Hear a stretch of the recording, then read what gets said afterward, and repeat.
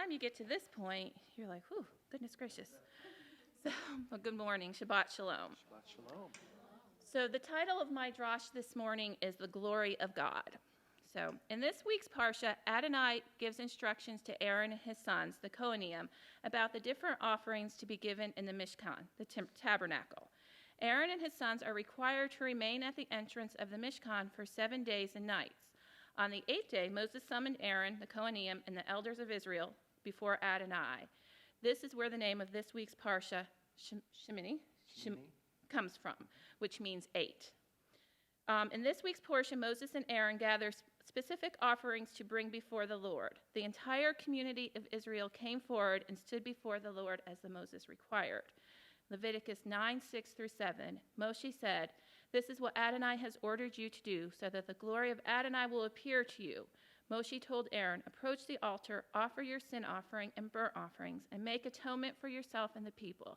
Then present the offering of the people and make atonement for them, as Adonai ordered." Moses and Aaron blessed the people and offered the sacrifice. Then fire fell from heaven and consumed the sacrifice. Can you imagine being there and seeing that with your own eyes? Can you imagine the emotions it might evoke? You'd be awe, wonder, and fear. God revealed his glory to all the people. They shouted for joy and fell on their faces before Adonai. It would be nice if the account ended there, but it didn't.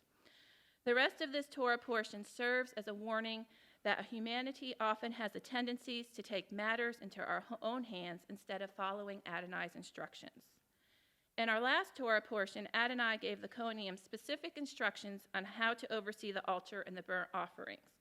God also gave the Kohanim specific instructions on how to keep the perpetual flame burning continuously.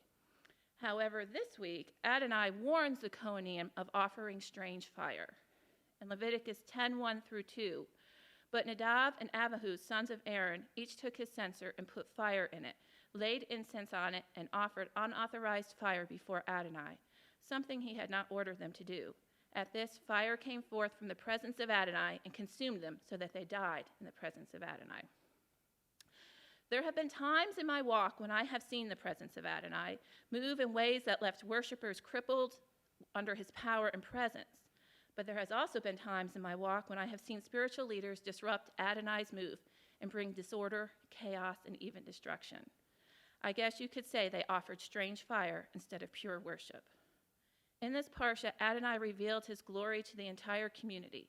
The fire of Adonai fell from heaven and consumed the sacrifice. The people rejoiced and all fell on their faces before the Lord. I have experienced sometime, my walk. I've been to tent revivals and such, but I know I haven't, and I doubt many of you haven't seen or experienced God's presence in the manner that is described in Leviticus 9. Adonai's intention to visit his people are very straightforward. Even his instructions to Aaron and the Kohanim are very simple. Basically, Adonai said to the Kohanim, "If you bring the sacrifice, I will bring the fire to consume the sacrifice. He will provide." I wonder what Nadab and Abihu were thinking when they chose to bring their own incense and their own fire in an attempt to consume the sacrifices themselves. Big mistake. We make mistakes too when we forsake Adonai's instructions and follow strange practices with an attempt to engage spiritually outside of those limits. Nadab and Abihu perished because they didn't adhere to Adonai's precepts in bringing the proper sacrifice before the presence of the holy God.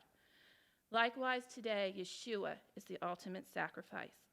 Yeshua is the Lamb of God who redeems us from sin and eternal destruction. Yeshua is the only way to salvation. Today, there are many like Nadab and Abihu who attempt to make their own spiritual path outside of his protection. The Bible clearly states that this line of thought only leads to destruction. In Ezekiel 18:24-26, but when a righteous turns away from his righteousness and does injustice and does the same I can't say this word, Garrett, I never could. Say it for me. Abominations that the wicked person does, shall he live? None of the righteous deeds that he has done shall be remembered. For the treachery of which he is guilty and the sin he has committed, from them he shall die. Yet you say, the way of the Lord is not just? Hear now, O house of Israel, Is my way not just? Is it not your ways that are not just? When a righteous person turns away from his righteousness and does injustice, he shall die for it. For the injustice that he has done, he shall die. And then in Matthew 7:21 through 23, not everyone who says to me, Lord, Lord, will enter the kingdom of heaven, but the one who does the will of my Father who is in heaven. On that day many will say to me, Lord, Lord, did we not prophesy in your name and cast out the demons in your name and do many mighty works in your name? And then I will declare to them, I never knew you. Depart from me, you workers of lawlessness. Yeshua is the way. In this parsha, God delighted in revealing his glory to his people. Likewise, today, God delights in revealing his glory to us. The instructions for entering his presence are simple. Embrace Yeshua and our ultimate sacrifice. The instructions are simple, but we make it hard. Think about your family lives, your work lives, your work in ministry, and how quickly we can become focused on the shiny things of the world and not Yeshua and his word of truth.